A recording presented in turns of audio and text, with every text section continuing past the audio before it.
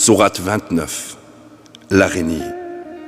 Au nom de Dieu, le tout miséricordieux, le très miséricordieux.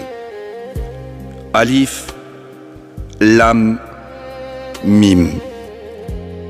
Les gens pensent-ils qu'on les laissera dire « nous croyons » sans être mis à l'épreuve? Nous avons testé ceux d'avant eux, car Dieu doit distinguer ceux qui sont véridiques et il doit exposer les menteurs. Ceux qui commettent des péchés pensent-ils qu'ils peuvent nous duper? Mauvais vraiment est leur jugement. Quiconque espère rencontrer Dieu devrait savoir qu'une telle rencontre avec Dieu arrivera le plus assurément.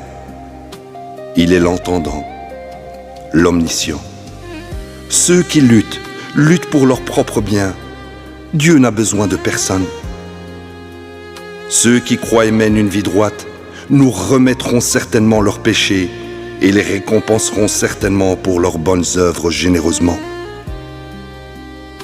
Nous avons enjoint à l'être humain d'honorer ses parents, mais s'ils essayent de te forcer à ériger des idoles à côté de moi, ne leur obéis pas.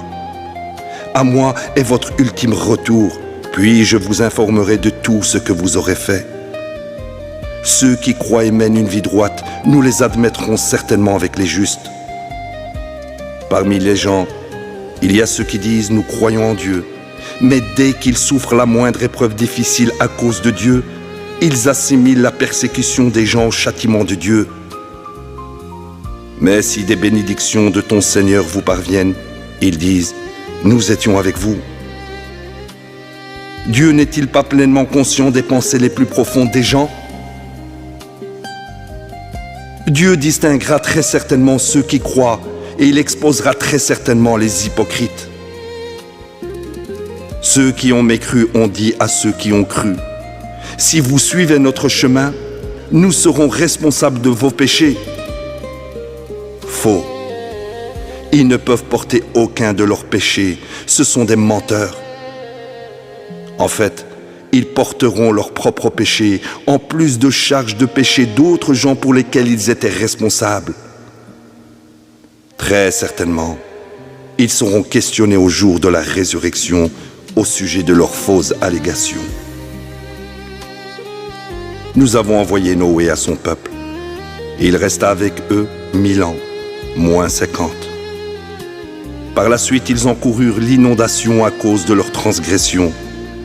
Nous l'avons sauvé lui et ceux qui l'accompagnaient dans l'arche, et nous en avons fait une leçon pour tous les gens.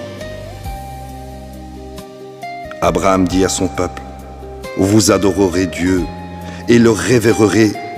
Ceci est meilleur pour vous si seulement vous saviez. Ce que vous adorez au lieu de Dieu sont d'impuissantes idoles. Vous avez inventé un mensonge. Les idoles que vous adorez à côté de Dieu ne possèdent pas la moindre provision pour vous. Donc, vous ne chercherez de provision qu'auprès de Dieu. Vous l'adorerez lui seul et serez reconnaissant envers lui. À lui est votre ultime retour. Si vous ne croyez pas, des générations avant vous n'ont également pas cru. La seule fonction du messager est de délivrer le message. N'ont-ils pas vu comment Dieu suscite la création puis la répète? Ceci est facile à faire pour Dieu. Dis, parcourez la terre et découvrez l'origine de la vie, car Dieu suscitera ainsi la création dans l'au-delà. Dieu est omnipotent. Il condamne au châtiment qui il veut et couvre de sa miséricorde qui il veut. En fin de compte, à lui vous serez ramenés. Aucun de vous ne peut échapper à ses faits sur terre ou dans le ciel, et vous n'avez personne à côté de Dieu comme Seigneur et Maître. Ceux qui mécroient aux révélations de Dieu et en la rencontre avec lui ont désespéré de ma miséricorde. Ils ont encouru un châtiment douloureux.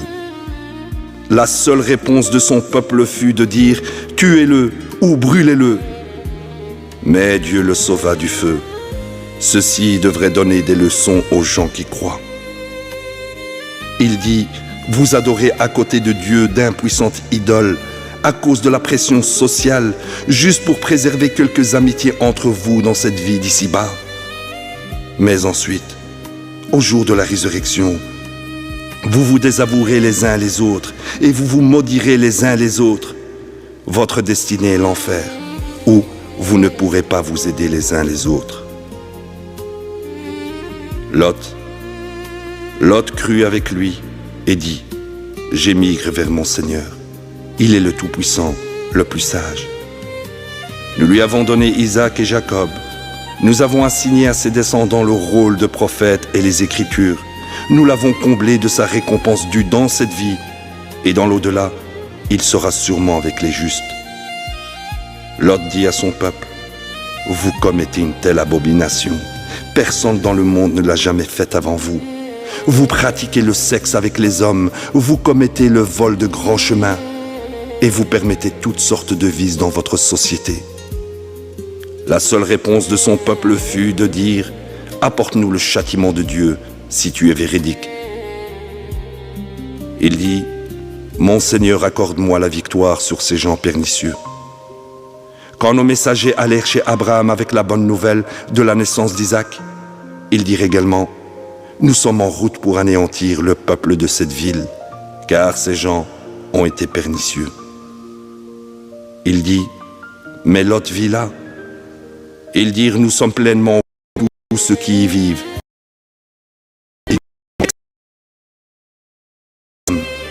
Elle est condamnée à un sort funeste. Quand nos messagers arrivèrent chez Lot, ils furent maltraités et il fut embarrassé par leur présence. Mais ils dirent, « N'aie aucune crainte et ne t'inquiète pas. Nous te sauverons ainsi que ta famille, excepté ta femme. Elle est condamnée à un sort funeste. Nous déverserons sur les gens de cette ville un désastre venant du ciel comme conséquence de leur perversité. Nous avons laissé debout certaines de leurs ruines pour servir de leçon profonde pour les gens qui comprennent. Au Madian, nous avons envoyé leur frère Chouaïb. Il dit, « Ô mon peuple, vous adorerez Dieu et rechercherez le jour dernier et ne parcourez pas la terre en semant la corruption. » Ils ne le crurent pas et en conséquence, le tremblement de terre les a anéantis. Ils furent laissés morts dans leur maison au matin. De façon similaire, les Had et les Tamoud furent anéantis. Ceci vous est rendu manifeste à travers leurs ruines. Le diable avait enjolivé leurs œuvres à leurs yeux et les avait détournés du chemin, bien qu'ils aient des yeux. De même, Qarun, Pharaon et Aman. Moïse alla à eux avec des signes clairs, mais ils continuèrent à perpétrer la tyrannie sur terre. En conséquence, ils ne pouvaient échapper au châtiment. Tous ces mécréants furent condamnés à un sort funeste comme conséquence de leurs péchés. Pour certains d'entre eux, nous les avons anéantis par de violents vents. Certains furent anéantis par le tremblement. Pour certains, nous avons fait que la terre les engloutisse, et pour certains, nous les avons noyés. Dieu n'est pas celui qui leur a fait du tort, ce sont eux qui ont fait du tort à leurs propres âmes. L'allégorie de ceux qui acceptent d'autres maîtres à côté de Dieu est celle de l'araignée et de sa maison. La plus fragile de toutes les maisons est la maison de l'araignée, si seulement ils savaient. Dieu sait très bien que quoi qu'ils adorent à côté de lui n'est vraiment rien. Il est le Tout-Puissant, le plus sage.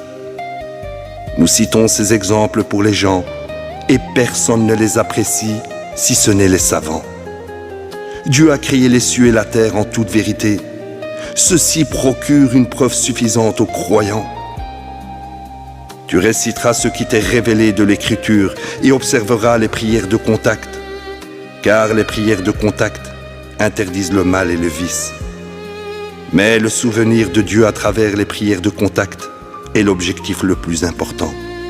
Dieu sait tout ce que vous faites. N'argumentez pas avec les gens de l'Écriture, si ce n'est de la meilleure manière possible, à moins qu'ils ne transgressent. Et dites, nous croyons en ce qui nous a été révélé et en ce qui vous a été révélé. Notre Dieu et votre Dieu est un et le même. À lui nous sommes soumis. Nous t'avons révélé cette écriture, et ceux que nous avons bénis de précédentes écritures croiront en elle. De même, certains de ton peuple croiront en elle. En vérité, ceux qui ignorent nos révélations sont les vrais mécréants. Tu ne lisais pas les écritures précédentes et tu ne les écrivais pas de ta main non plus. Dans ce cas, les négateurs auraient eu des raisons de nourrir des doutes. En fait, ces révélations sont claires dans les poitrines de ceux qui possèdent le savoir. Seuls les pernicieux ignoreront nos révélations. Ils ont dit, si seulement des miracles pouvaient descendre sur lui de la part de son Seigneur. Dis, tous les miracles ne viennent que de Dieu. Je ne suis rien de plus qu'un avertisseur manifeste. N'est-ce pas un miracle suffisant que nous t'ayons fait descendre ce livre qui est en train de leur être récité? Ceci est vraiment une miséricorde et un rappel pour les gens qui croient. Dis, Dieu suffit comme témoin entre moi et vous. Il sait tout dans les cieux et la terre. Sûrement ceux qui croient au faux et mécroient en Dieu sont les vrais perdants. Il te défie d'apporter le châtiment. Si ce n'était à cause d'un rendez-vous prédéterminé, le châtiment serait venu à eux immédiatement. Certainement, il viendra à eux soudainement, quand ils s'y attendront le moins. Il te défie d'apporter le châtiment. L'enfer cerne déjà les mécréants. Le jour viendra où le châtiment les accablera d'au-dessus d'eux et de dessous leurs pieds. Il dira, goûtez les conséquences de vos œuvres.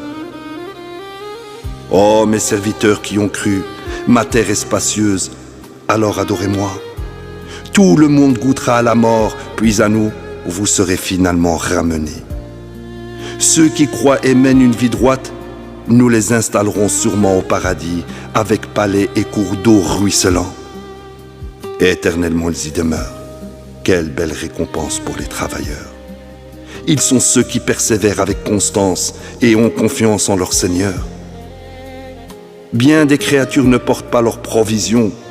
Dieu pourvoit à leurs besoins aussi bien qu'aux vôtres. Il est l'entendant, l'omniscient.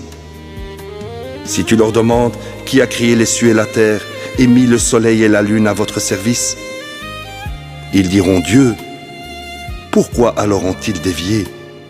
Dieu est celui qui augmente les provisions pour quiconque il choisit d'entre ses créatures et les retient. Dieu est pleinement conscient de toutes choses. Si tu leur demandes qui fait descendre du ciel de l'eau pour faire revivre la terre morte, ils diront Dieu. Dis louange à Dieu, la plupart d'entre eux ne comprennent pas. Cette vie d'ici-bas n'est rien de plus que vanité et jeu, tandis que la demeure de l'au-delà est la vie réelle, si seulement ils savaient. Quand ils naviguent sur un bateau, ils implorent Dieu, lui vouant leurs prières. Mais aussitôt qu'il les sauve sur le rivage, ils retournent à l'idolâtrie. Qu'ils mécroient en ce que nous leur avons donné et qu'ils jouissent temporairement, ils sauront sûrement. N'ont-ils pas vu que nous avons établi un sanctuaire sacré, que nous avons rendu sûr, tandis que tout autour d'eux, les gens sont en constant danger? Croiront-ils encore au faux et rejetteront-ils les bénédictions de Dieu? Qui est plus mauvais que celui qui fabrique des mensonges et les attribue à Dieu, ou rejette la vérité lorsqu'elle vient à lui? L'enfer n'est-il pas un châtiment juste pour les mécréants? Quant à ceux qui luttent dans notre cause, nous les guiderons sûrement dans nos chemins. Le plus assurément, Dieu est avec les pieux. Allahu Akbar.